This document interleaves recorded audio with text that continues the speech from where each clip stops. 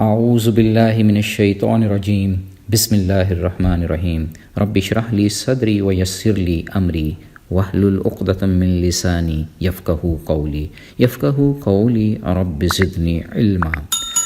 قرآن حکیم کا 5 چیپٹر یعنی 5واں پارہ تقریباً 18 رکوع اور 124 آیات مبارکہ پر مشتمل ہے۔ اس خوبصورت پارہ کو میں نے ڈیوائن جسٹس یعنی ربانی عدل کا نام دیا ہے۔ مولا کریم اس پارہ میں انصاف کے کئی پہلو نہایت خوبصورتی سے کھول کھول کر بیان کر رہے ہیں۔ چونکہ پورا پارہ سورہ النساء پر ہی مشتمل ہے، اس لیے خصوصی طور پر ربانی عدل بلا واسطہ یا بالواسطہ خواتین سے متعلقہ ہے۔ اس پارے کا پہلا رکوع پچھلے پارے کے تسلسل میں ہے، جس میں خواتین اور مہر سے متعلقہ مضامین کا احاطہ کیا گیا ہے۔ میاں بیوی کی رضامندی سے مہر میں کمی بیشی کی جا سکتی ہے۔ اس رکوع میں ایک طرف تو خواتین کی پاک دامنی پر زور ہے، دوسری جانب ان کے شرعی حقوق کا تحفظ بھی موجود ہے۔ دوسرا رکوع رب تعالیٰ کی اس خواہش کو بیان کر رہا ہے کہ وہ ہمیں نیک لوگوں کی راہوں میں چلانا چاہتا ہے، ہماری توبہ قبول کرنے کے لیے بے تاب رہتا ہے۔ اللہ تعالیٰ ہم سے بھلائی چاہتے ہیں اگر ہم اپنی خواہشات کو سمیٹ کر چلیں۔ اللہ پاک ہمارا بوجھ ہلکا کرنا چاہتے ہیں کیونکہ انسان کو کمزور پیدا کیا گیا ہے۔ خودکشی اور حرام کمائی کی ممانعت اسی رکوع میں ہے۔ یہ بھی واضح ہو گیا کہ بڑے بڑے گناہوں سے بچنے پر اللہ رب العزت چھوٹے موٹے گناہ مٹا دیتے ہیں۔ صحیح مسلم کی حدیث ہے کہ ایک فرض نماز دوسری فرض نماز تک، ایک جمعہ دوسرے جمعہ تک، ایک رمضان کے روزے دوسرے سال کے رمضان تک کے گناہ مٹا دیتے ہیں۔ اس رکوع میں ہمیں یہ نصیحت بھی مل گئی کہ حسد کرنے کی بجائے اللہ سے اس کا فضل مانگتے رہنا چاہیے۔ تیسرا رکوع نہایت ہی عالی شان قسم کے ربوبی انصاف کی طرف توجہ دلاتا ہے کہ مرد گھر کا نگہبان ہے، تمام گھریلو امور کی ذمہ داری اس کے کندھے پر ہے، عورت کے مقام کو بلند رکھنا بھی اسی کی ذمہ داری ہے۔ یہ رکوع توحید کی طرف رغبت دلاتا ہے جبکہ شرک سے نفرت پیدا کرواتا ہے۔ فخر غرور کرنے والا اللہ کو ہرگز پسند نہیں۔ ریاکاری کرنے والوں کو بھی تنبیہ کی جا رہی ہے۔ اس رکوع میں ایک اور عقدہ بھی کھل گیا کہ خرچ صرف رضا الہی سے کیا جائے۔ ربانی انصاف یہ ہے کہ کسی کا عمل ضائع نہیں کیا جائے گا۔ چوتھے رکوع میں نشہ کی حالت میں نماز اور مسجد میں جانے کی ممانعت کی گئی ہے۔ اس رکوع میں یہود کی تجارت کو بدترین کہا گیا ہے کیونکہ انہوں نے دنیاوی مال ہمیشہ رہنے والی نعمتوں سے خرید لیا اور وہ اللہ پر جھوٹ بھی باندھتے ہیں۔ پانچویں رکوع میں قرآن حکیم پر ایمان لانے کا حکم بھی دیا گیا ہے اور یہ کہ یہود پر اللہ کی پھٹکار ہے۔ مسلمانوں کو کفار پر فوقیت حاصل ہے۔ اس رکوع میں امانتیں ادا کرنے کا حکم دیا گیا ہے اور لوگوں کے ساتھ انصاف سے فیصلہ کرنے کی اہمیت پر زور دیا گیا ہے۔ اے ایمان والو، اللہ اور اس کے رسول کی اطاعت کرو۔ چھٹے رکوع میں قرآن و حدیث پر کاربند رہنے کی تعلیم دی گئی ہے۔ رحمت للعالمین کو بحیثیت منصف پیش کیا گیا ہے۔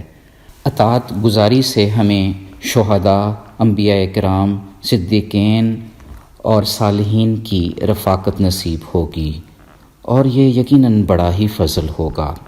ساتویں رکوع میں جہاد کی تعلیم دی جا رہی ہے۔ جہاد کے پیچھے بھی ربوبی انصاف پوشیدہ ہے کیونکہ اس عمل سے کمزور خواتین، بچوں اور مردوں کی مدد ہو جاتی ہے، اور یہ کہ مسلمان صرف اللہ کی رضا کے لیے لڑتے ہیں، مد مقابل شیطان کے دوست ہوتے ہیں۔ یقین دلایا جا رہا ہے کہ شیطان کی چال انتہائی کمزور رہتی ہے۔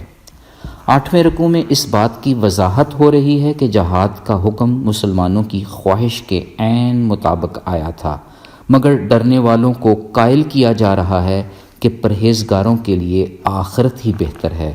اللہ تعالیٰ انسان سے مخاطب ہو کر فرما رہے ہیں کہ اے انسان، تجھے جو بھلائی ملتی ہے وہ اللہ کی طرف سے ہے، جبکہ برائی تمہارے اپنے نفس کی وجہ سے۔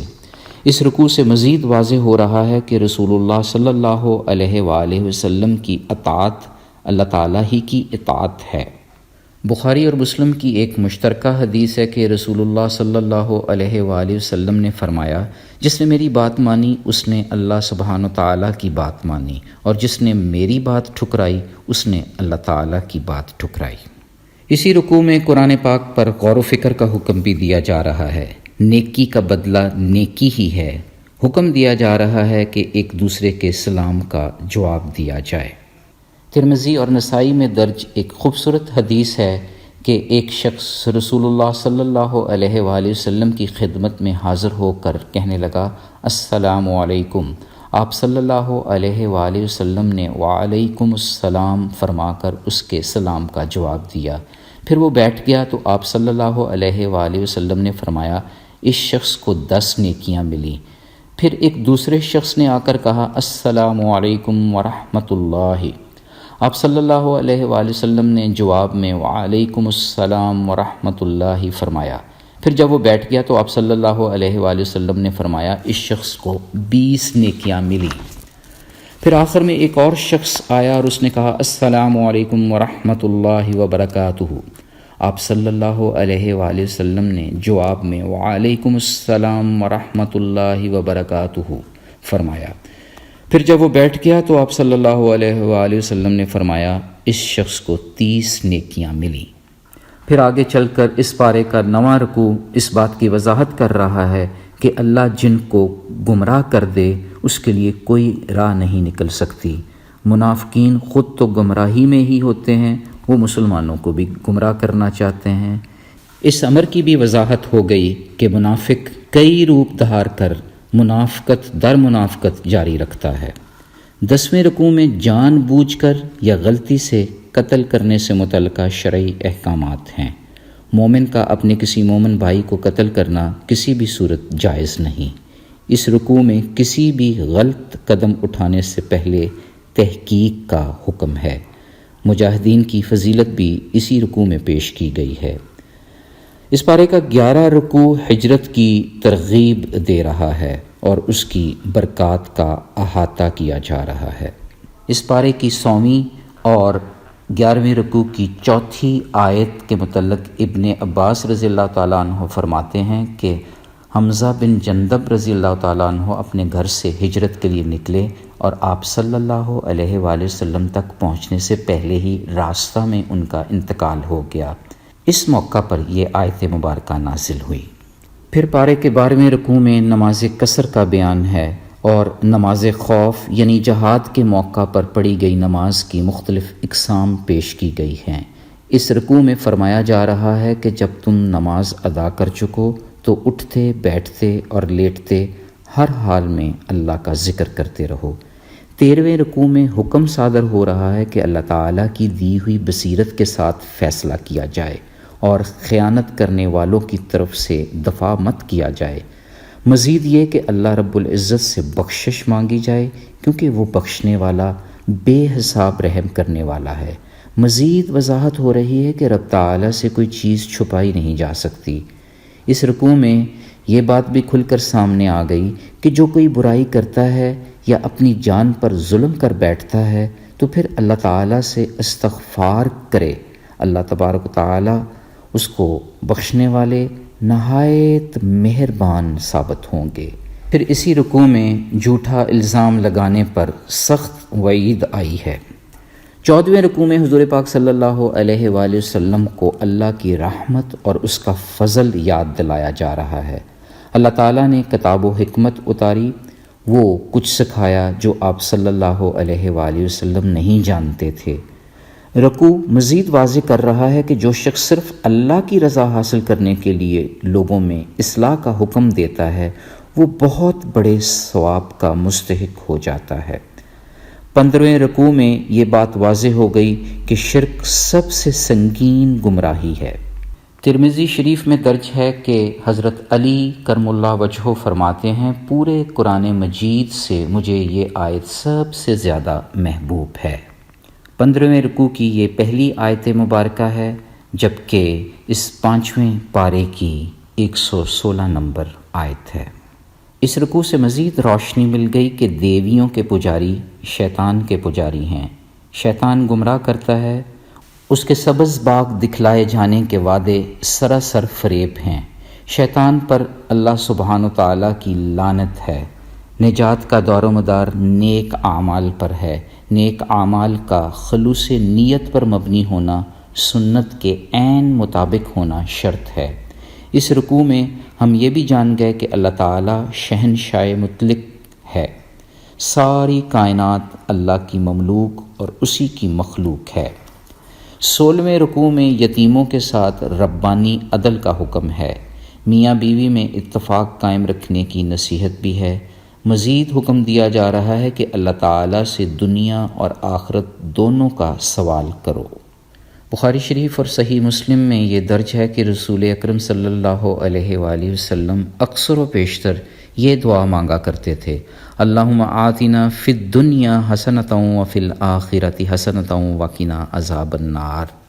اے ہمارے رب، ہمیں دنیا میں بھی بھلائی عطا فرما، آخرت میں بھی بھلائی عطا فرما، اور ہمیں آگ کے عذاب سے نجات دے دے۔ پھر اس پارے کے 17ویں رکوع میں عدل پر قائم رہنے اور گواہی اللہ کی رضا کے لیے دینے کا حکم ہے۔ 18ویں رکوع میں ثابت کیا جا رہا ہے کہ ریاکاری منافقت کی ہی صفت ہے۔